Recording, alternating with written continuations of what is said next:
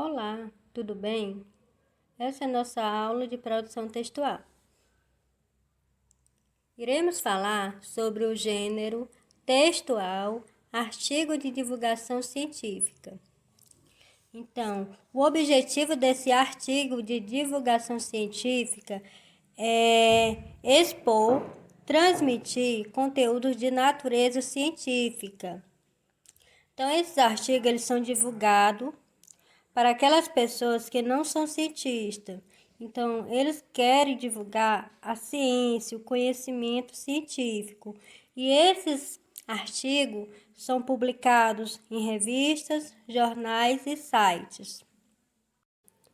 Pelo nome, você já deve ter uma noção de que se trata de algo com base em estudos mais aprofundados, frutos de pesquisas, experimentos, enfim, de uma dedicação exclusiva por parte de quem se dedica ao ramo da ciência e resolve, sem nenhuma dúvida, contribuir para o avanço dela de uma forma geral, contribuindo, consequentemente, para o bem da população concebida como um todo.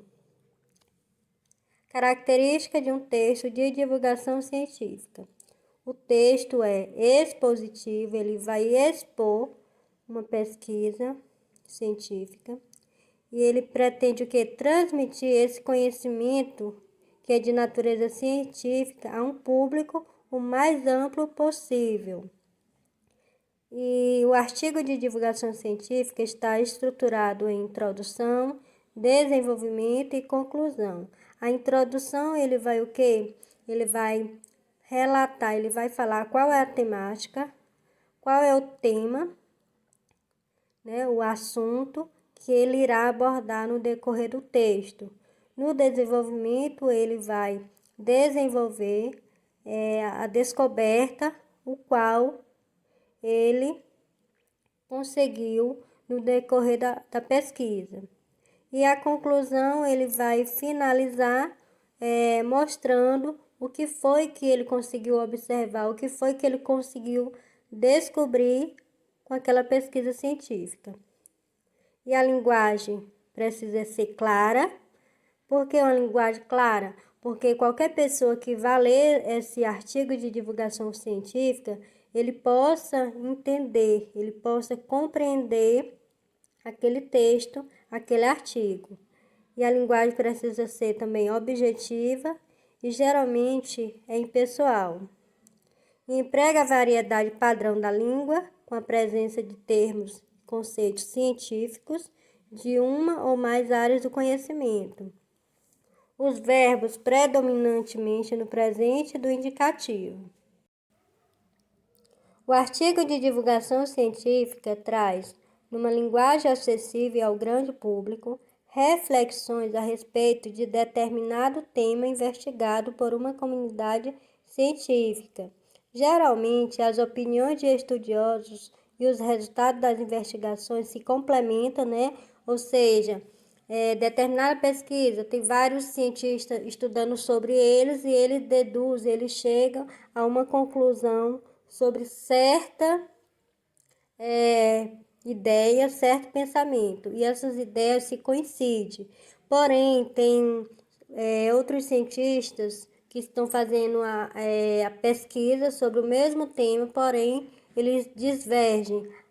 Um pensa de um jeito e o outro de outro. Então, a opinião deles se opõe. Esse gênero se constitui a partir de uma seleção de informações e comentários relevantes para se ter uma visão geral acerca do tema. No texto, predominam sequências expositivas e argumentativas. Assim, em termos de características linguísticas, não é de duvidar que essa modalidade de texto trabalha fazendo uso do padrão formal da linguagem. Haja vista que o intuito é repassar conhecimentos. Por essa razão, provavelmente não encontraremos traços de pessoalidade, tal como o uso de primeira pessoa, eu, no discurso empregado nesse tipo de texto. Outro aspecto que também se evidencia no gênero em questão é a presença de termos técnicos, típicos da linguagem científica, obviamente. Então, ele está querendo dizer que o artigo científico, ele utilizará a linguagem padrão formal, a linguagem com base na formalidade. E no artigo também não é apropriado usar a primeira pessoa no discurso. E evidencia também que no artigo haja a presença de termos técnicos, ou seja, existem palavras que são utilizadas nos artigos científicos em que nós não somos capazes de ler e entender aquele texto devido a certas palavras.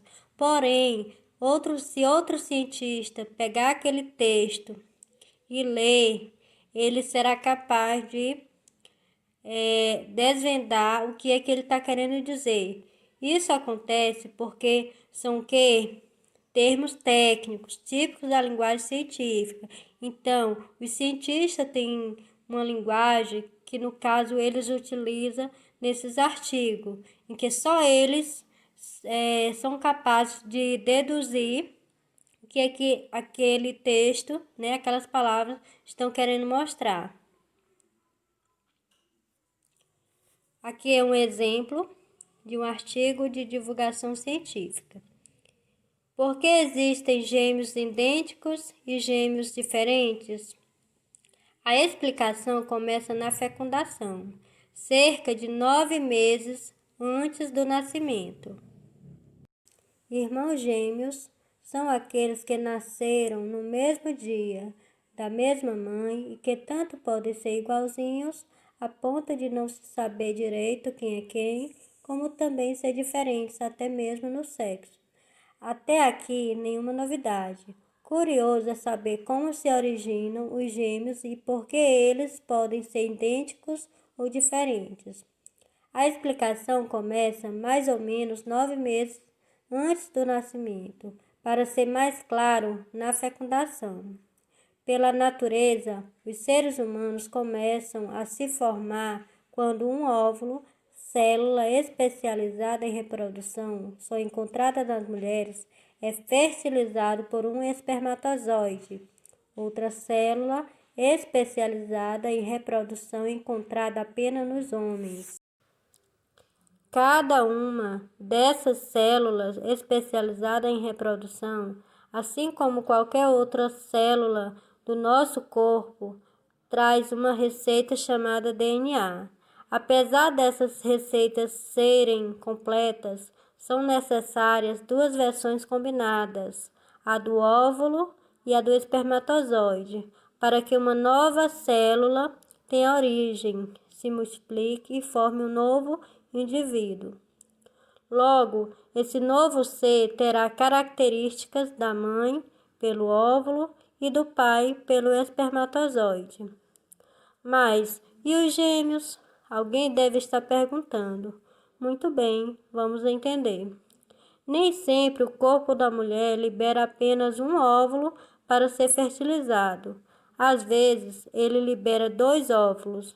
Aí, um espermatozoide acaba por fecundar um óvulo, enquanto um outro espermatozoide fecunda o outro óvulo. Resultado: em vez de formar uma nova célula para se multiplicar e dar origem a um único bebê, 2 novas células diferentes se formam, originando 2 seres diferentes entre si, porque 2 óvulos diferentes foram fertilizados por 2 espermatozoides distintos. Com os gêmeos idênticos, a história é outra. Na maior parte das vezes, a mulher libera mesmo um único óvulo por vez, e ele é fecundado por um único espermatozoide. Quando essa célula, com as 2 versões da receita, uma do óvulo e outra do espermatozoide, está pronta, ela começa a se multiplicar e forma um aglomerado de células que, por um evento raro, pode se separar em dois grupos diferentes que continuarão a se multiplicar.